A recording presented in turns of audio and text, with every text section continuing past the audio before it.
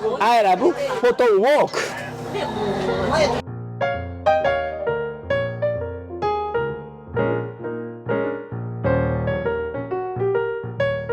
Today's episode is brought to you by SmugMug, which I use to back up all my photos automatically when I'm on the road, showcase my online portfolio to the world, run my website, and sell prints to customers.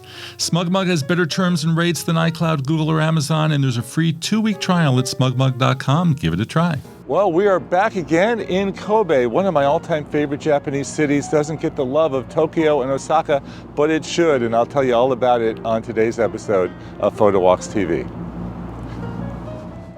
Kobe is in the Kansai region of Japan, which is also home to Electric Osaka, right up that way, as well as the historic city of Kyoto, which is a must-stop for many Japanese visitors. It's a little easier to get to from here than from Tokyo.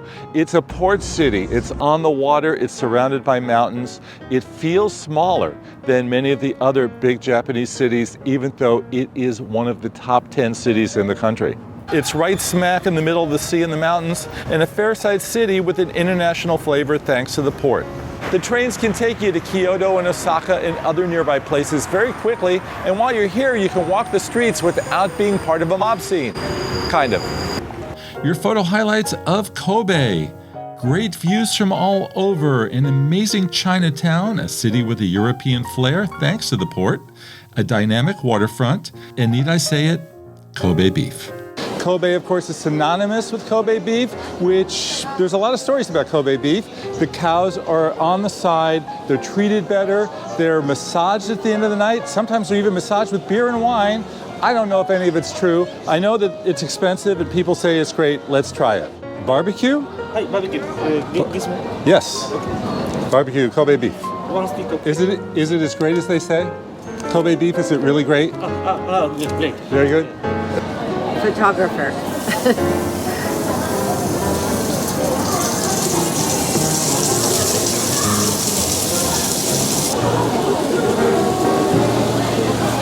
Here you goes. Thank you very much. Thank you. Thank you. Okay. Kobe beef, let's give it a try. Here's the honest truth. As street food, Kobe beef is overpriced and generally not great. In a restaurant, however, way better. But if you want to talk food and specifically camera highlights, well, in Kobe, it's all about the breads. Okay. Oh, very pretty. You are looking in here at traditional baguettes, of course. Then we move on to garlic bread.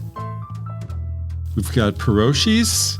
We've got apple pie croissants. We've got rolls that are bacon filled. We've got deep fried treats. We've got deep fried treats that have egg curry or beef inside, and of course, chocolate croissants. And that's just a handful. Okay, ready to start the photo walk? We're going to begin at the Motomachi station and we will continue through downtown en route to the harbor. Now, this is a walk that on paper should last just over an hour, but because we'll be stopping for photos, you can expect a full day out there with your cameras and phones. Kobe is uniquely situated in between the mountains and waterfront, so it's rather ripe for cool photos. Where to get the best shots of the city? Well, City Hall in the center of the Sanomiya district lets folks go up to the 24th floor for a view. Pretty cool. Another option to get your shot is heading up to the nearby herb garden or taking the ropeway up to the top to Mount Roko, which is the biggest peak in town. Down on the ground, you can get some of the buildings from the American Park, which is part of the waterfront district.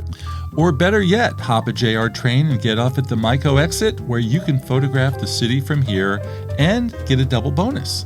The second longest suspension bridge in Japan is right here. It's dubbed an engineering marvel, and it's one of the coolest areas of Kobe to visit.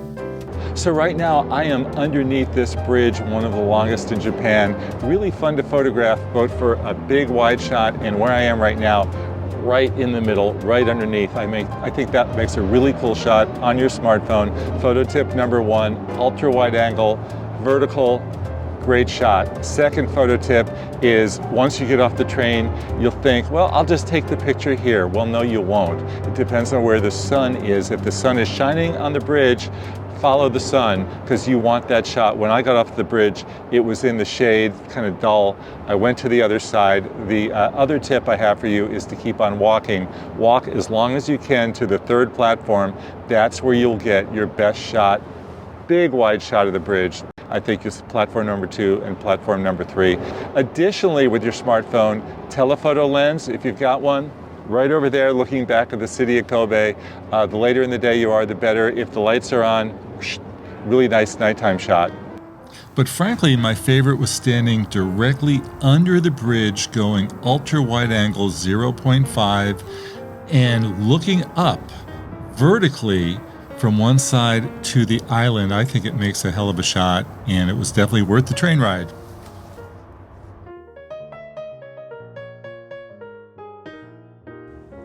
The big red Kobe Bridge is right in the heart of the port district, and it's not as easy to photograph. For one thing, when you get right there in front of it, you're too close. Even at wide angle, you are too close. So it's kind of tough. You can't get the whole bridge based on where they'll let you stand.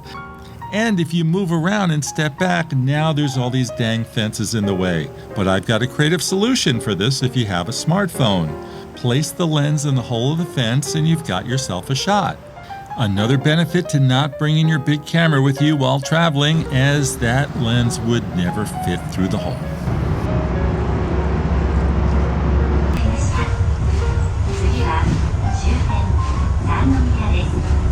The Kitano area is sort of the international hub of Kobe, where foreign merchants lived after the port was opened all those years ago. Now it's a popular tourist spot. It's fun to walk around here and would make a great backdrop for portraits. The old mansions all charge admission to get in and are pretty stuffed with tourists.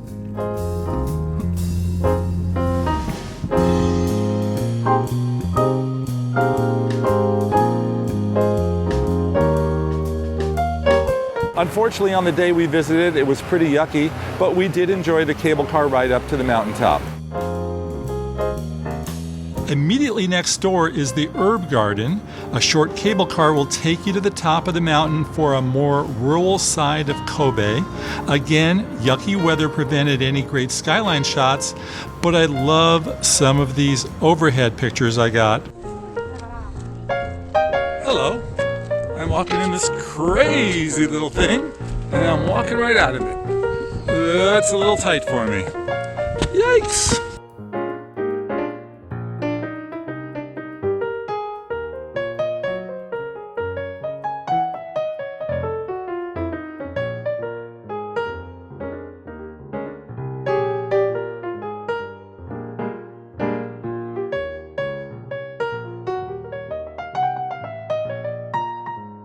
So that's Kobe. Did you have a great time? Remember, you get all the benefits of a urban Japan city without the intensity and all the crowds of a Tokyo or Osaka. Great views, amazing food, great photos. Need I say more? For more information about Kobe and the Kansai region, be sure to check out the blog section of our website, PhotowalksTV.com. I'd love to hear your comments. Please leave them right below. Please stay tuned. We have plenty more videos from Japan and elsewhere all over the world. I'm Jefferson Graham. I'll see you on the next Photo Walk. Bye-bye.